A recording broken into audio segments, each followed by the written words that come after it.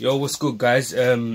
So today I got a DM from a guy asking me, how and what to look for when working in China to produce clothing, which is a good question, and I'll tell you why. Because even though I'm a UK-based company, We Brand New is a UK-based company, I still advise that if you're creating clothes or a clothing brand, the end goal is to end up in China, or Bangladesh or India. And it sounds counterproductive as to why I'm saying it, but I'll tell you this. You're going to be able to produce a lot more clothing for a small amount of money doing it in those countries. However, if you're starting out and you're 3 to 5 years in, you don't want to be rushing to China or those companies because of a couple of reasons, right? The communication barrier. If you can't speak their native language, you're not going to be able to negotiate the best price, okay?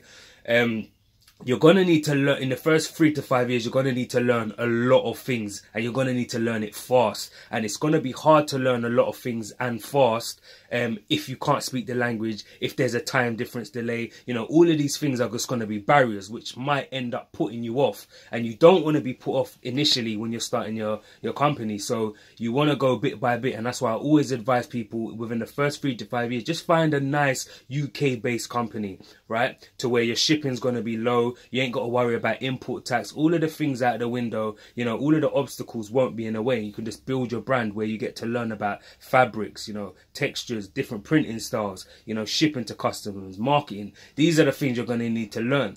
Once you've learned all of them things, then you can go China. Then you can go Bangladesh, then you can go Turkey and actually sit down with these people and know exactly what you're saying. And you say to them, boom, boom, boom, I want X, Y, Z. And then when they're throwing all of this mad stuff at you, you're like, no, I know what I want. I know exactly how to do it. And I know when I need it by. You're going to go in there with much more posture and more authority and know exactly what you want and get you the result.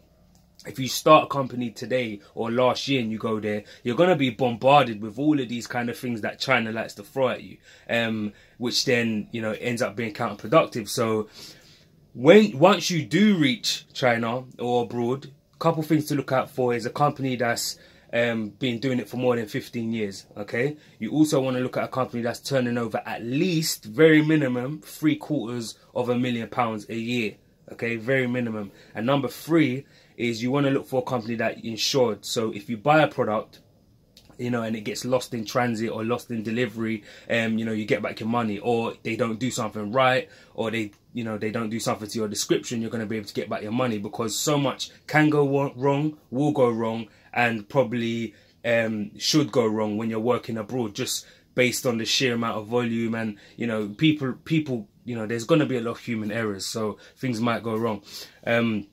So those are a couple things to look out for when you're working abroad. But until then, my advice is find a UK-based company, build a solid relationship, learn what you need to learn from them, and then use that knowledge later on to go abroad and then start expanding and branching out. So hope that answers your questions, guys, and I'll see you in the next video. Peace.